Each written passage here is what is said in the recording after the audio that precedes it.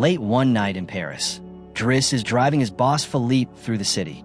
When waiting in traffic becomes too dull, Driss speeds up, weaving through cars and ignoring road signs.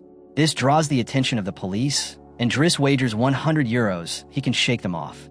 But after passing under a bridge, officers ambush them from both sides. Unfazed, Driss raises the stakes, betting 200 euros he can get the cops to escort them instead. He steps out, acting offended and explaining that Philippe can't move and he's rushing him to the hospital. The officers confirm this when they spot the wheelchair in the trunk and see Philippe appearing to have seizures, also part of the act. Believing it's an emergency, the police forgive Driss for speeding and escort them to the hospital. To celebrate winning the bet, Driss plays September by Earth, Wind, and Fire, and when they arrive, he shares a smoke with Philippe once the police are gone. Driss assures Philippe he'll take care of things and drives off before hospital staff can stop them. Their friendship had actually started months earlier. Philippe and his assistant Magali were interviewing for a new caregiver, but all candidates gave either predictable or awkward answers. Then Driss barged in, ignoring his turn, just to get papers signed proving they wouldn't hire him so he could collect unemployment benefits.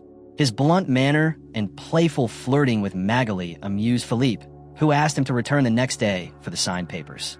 Driss went back to his modest neighborhood, trying to take a bath while his younger siblings pestered him, managing only with help from his older and more responsible sister Mina. While waiting for their mother, he spotted his brother Adama stepping out of a suspicious car. Adama claimed he'd been at school, grabbed a bag, and left again, making Driss more suspicious. That evening, their mother returned. Driss gave her a stolen Fabergé egg and claimed he'd been on vacation. She wasn't happy to see him. He'd vanished for 6 months without contact and now showed up as if her home were a hotel. Fed up with his lies and needing to care for the others, she told him to leave and not return. That night, Driss hung out with friends in the neighborhood, sharing smokes and snacks. The next day, he returned to Philippe's home for his papers and was greeted by the housekeeper, Yvonne, who gave him a tour, explained Philippe's daily schedule, and showed him the private room and bathroom he'd have if hired. Driss couldn't help eyeing the bathtub before being brought to Philippe, who offered not only the signed paper, but also a job. 1 month on trial. Driss accepted, and Philippe bet he wouldn't last 2 weeks. After moving in, Driss learned how to care for Philippe, keeping his legs stimulated, transferring him to his wheelchair, helping him shower, and changing his clothes. Things got uncomfortable when he found out he'd need to put on high stockings and clean Philippe after bathroom use. He protested, but eventually accepted these as part of the job. One evening, while having a snack on the roof, Driss was interrupted by Philippe's daughter Elisa and her boyfriend Bastien, looking for privacy. He refused to share his beer and sent them away. Over time, Driss adjusted to Philippe's routine, though he made mistakes, like handing Philippe the phone instead of holding it to his ear or forgetting the baby monitor while bathing. He also learned to sort Philippe's mail into folders. Most letters he opened, but there was a private set he wasn't allowed to read. When he came across a flyer for escorts, he decided to keep those in their own folder rather than throw them away as instructed. Driss still made time for fun, continuing to flirt unsuccessfully with Magali and occasionally calling escorts. One morning, after Yvonne scolded him for being late, she noticed dangerous weapons in his bag, but stayed silent. That day, Driss had to drive Philippe, but he refused to put him in the back of a van like cargo. Instead, he chose one of Philippe's luxury cars. At first, Philippe said it was impractical, but soon he was excited for the faster, livelier ride, though Yvonne disapproved. When they tried to leave, a neighbor's car blocked the entrance despite the no parking sign. Driss confronted the man, grabbing him by the shirt and threatening him until he moved. Philippe was impressed, but Yvonne again disapproved. They then visited a museum, where Philippe considered buying a painting Driss dismissed as just a red blotch. Later, a relative warned Philippe about Driss's violent tendencies and revealed his criminal record, but Philippe didn't mind. He valued Driss for treating him without pity and joking freely. After another failed attempt at wooing Magali, Driss joined Yvonne in the kitchen while Philippe dictated a letter to Magali. Yvonne turned off the baby monitor, saying it was private, and explained that Philippe had been corresponding with a woman named Eleanor. The reason Driss wasn't allowed to open certain letters. They'd never met. Their relationship was entirely through letters.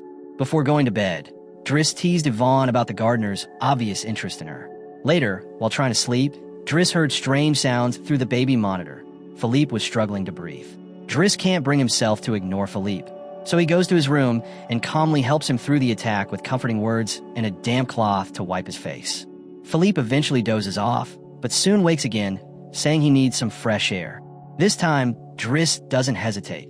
He places Philippe in his wheelchair, wraps him in blankets, and takes him for a nighttime stroll by the river. It's the first time in ages Philippe has seen Paris at night, and feeling more at ease, he tells Driss that while medication helps, he still experiences phantom pain. As they spot a group of women walking by, Philippe admits he can't physically please a woman due to his condition, but he can still enjoy sensations when his ears are massaged since they're highly sensitive. When the phantom pain threatens to return, Driss offers Philippe a joint. At first skeptical, Philippe ends up enjoying it. They later head to a restaurant, joking together as they eat. Philippe then shares more about his life. He met his wife during their student years, and not long after their marriage, she suffered 5 miscarriages before being diagnosed with a terminal illness. That's when they adopted Elisa. Philippe has always loved challenges, extreme sports, and speed, and paragliding gave him that thrill. But during one session, bad weather caused a crash that broke his vertebrae. Even so, he believes his true handicap isn't the wheelchair, but living without his wife.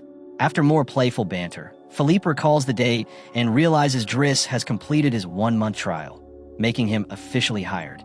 His first task, though, is to return the Faberge egg he stole. Philippe explains it was a yearly gift from his wife, and he has exactly 25, matching the years they spent together. The next day, Driss meets Mina as she leaves school. She's upset that he's ignored her messages except to ask about finding the egg, and she warns him that the police have been calling their home. Driss then visits Adama, who admits he was caught with 30 grams on him.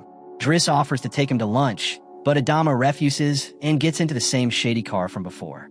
Later, Driss is present as Philippe dictates a letter to Eleanor from Magali to type.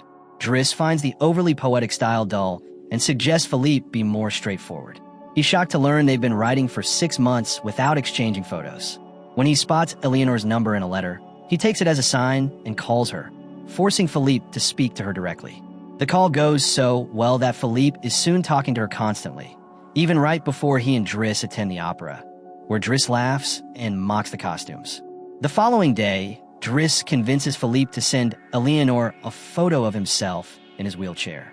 While Driss is painting, Elisa bursts in asking for cigarettes and teases him about his attempt at art. Annoyed, he kicks her out and goes to see Philippe, who is asking Yvonne to swap the wheelchair photo for one taken before his accident. Yvonne hides the picture in the escort file just before Driss comes in, complaining about Elisa's behavior and saying Philippe needs to discipline her, which Yvonne supports. Philippe agrees to talk to her, surprised to learn that Driss has been painting. Time passes and their bond deepens. Driss takes Philippe to play in the snow, brings him along on his runs, helps him get his first tailored suit, and listens in through the baby monitor as Philippe scolds his daughter. When Driss finishes his first painting, he shows it to Magali, who slaps him when he tries to kiss her, but Philippe likes it and promises to try selling it. They share more adventures, driving a faster car, smoking joints, and even hiring escorts together. But when Philippe's birthday arrives, he's unenthusiastic. Each year, he feigns surprise at the party and meets relatives who only visit to confirm he's still alive. He predicts it will be dull.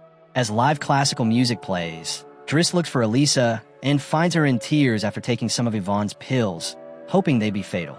She's upset because Bastien dumped her and insulted her, so she asks Driss to confront him, something he agrees to do for a price. Meanwhile, Philippe shows Driss's painting to one of his relatives and persuades him to buy it for 11,000 euros. Driss returns to the dining room and chats with Yvonne, who tells him that Magali is dating someone named Fred, though their relationship is on shaky ground. News that gives Driss hope. As the party winds down, Philippe plays Driss some of the most famous classical pieces, but Driss can only respond with jokes. Once the band finishes, Driss grabs his iPod, puts on Boogie Wonderland by Earth, Wind and Fire, and starts dancing right in the middle of the floor.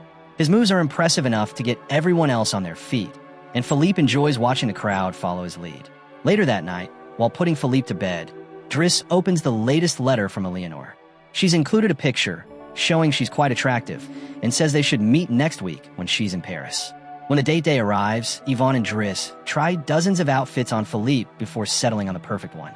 Since Yvonne will be taking Philippe to meet Eleanor, Driss uses his day off to visit Bastien and intimidates him into apologizing to Eliza, bringing her croissants every day and fixing his hair. He then goes to his mother's workplace, but only watches her from distance. Meanwhile, at the restaurant, Yvonne and Philippe wait for Eleanor, who is running very late. After an hour, Philippe gives up, calls Driss to come get him, and leaves, unaware that Eleanor arrives just as he's going.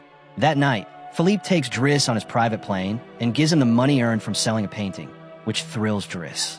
They reach the countryside the next morning, where Philippe insists on going paragliding and convinces Driss to join him. At first, Driss panics, but he soon ends up loving the experience. When they return home, Adama is there, and Driss scolds him for his injuries. Adama still won't share what's going on, so Driss tells him to wait in his room, calls Mina to reassure her, and goes to help Philippe to bed. Philippe, however, isn't tired yet. After showing Driss a painting, Philippe asks about his family. Driss is reluctant at first, but eventually reveals that Adama isn't really his brother, and his parents are actually his aunt and uncle. They brought him from Senegal at age 8 because they couldn't have children, and his real name is Bakary Baysari. Since other kids shared that name, they called him Idris, which became Driss. His aunt later had children of her own, and after his uncle died, other men came into the picture.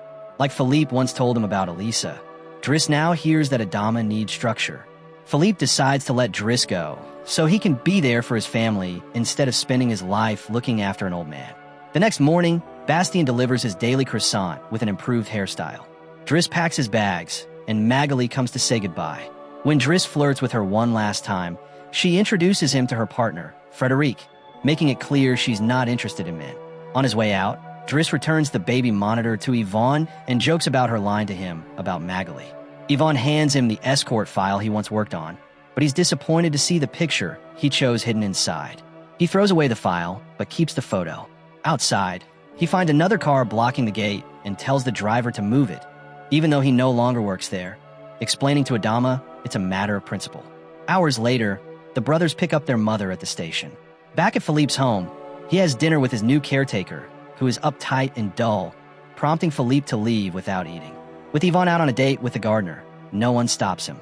In the following days, Driss returns to his old life, spending time with his friends and warning the shady car group to leave Adama alone.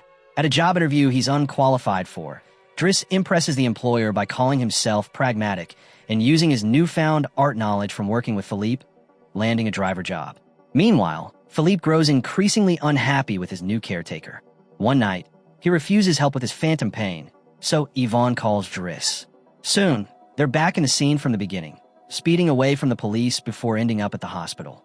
Afterward, Driss takes Philippe to the coast, where the ocean view calms him.